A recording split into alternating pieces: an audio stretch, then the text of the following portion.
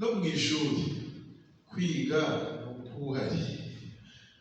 Wenda hari abarezi ababyeyi bamwe ndimo mbona twigeze kujya dufata umwanya tukaganiriza nk'umwana ngo tumutoze kwiga, abari bamwe nkabibuka, ndetse ko hari igihe bibwira umwana akabisigaho yicaye akigendera, ariko kwiga ni ukuba wicaye niba uhari. Nk'ubu turi aha uko biri kose ntabwo tumeze nk'umuntu udahari. Umuntu udahari arabibarirwa. Umwana rero kwicara niba isomo rimara iminota 40 akumva ko iminota 40 arayimara, hari ukuntu ubona ajabuka akagira impamvu idahari bituma hari akamucika. Abo bana impamvu bivuga turera ni bato, baracyahabwa bwa bumenyi bw'ibanze. Iyo babyiza adahari ntabahari. Ibi nigeze n'ubushize nabikomojeho uvuga ko umwana niyo yaba umunota umwe abandi batangiye kwiga adahari, umwarimu ari byose arimo asobanura adahari, aba yatangiye gusigara. Ibyo tubibonera mu itangira ry'umwaka cyari ry'igihembwe, yewe rimwe na rimwe ukumva umubyeyi nawe arumva hari nta kibazo gihari. Bijya bibaho, bazabashyikira, azabafata ati azabafata nyine ariko yiruka inyuma yabo.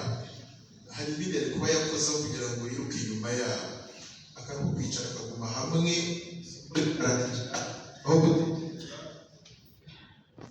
Ndashaka kujya muri tuwarete kugira ngo ngiye wenda nagiye ariko najya naveyo. Sangwa bari barigisha ariko ikwamwana nawe ushya mbona rwose bikomeye. Ari umwarimu rero ukuntu aba yigisha ari iminota 40 nayo itoroshye kuyihuza ngo wigishe umwana kugira icyo umusigira no kwibuka wa mwana ahaye agahushya ugenda akigumirayo agahura na mateza subira kwiga akagenda ubona atashaka kujyayo. Abo bana bamwe turabagira rwose mu badukeburiye yumve ko umuntu yiga ahari, icyo bita attendance. Ubu hari ukurikiye nicyo bita kwiga. Ibindi byo kusanga tugira abana basa nk'abigira amanota bakanguka bagiye kubaza, nyamara ibyo azazwa n'ibyo yize umunsi ku munsi, agahiga ku munota wa nyuma atarimo kubyumva.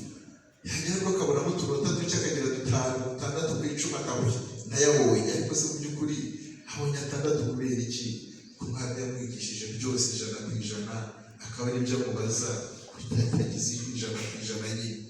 Ababuriye mu tuntu twinshi abana batabigiye bumva ko niba mwari batamubajije ngo bamuhe amanota ashobora kuba atanahari, cyane ko ibyo bigishwa niba no mu bitabo wanabireba, ariko ntabwo ibyo bitabo birahari.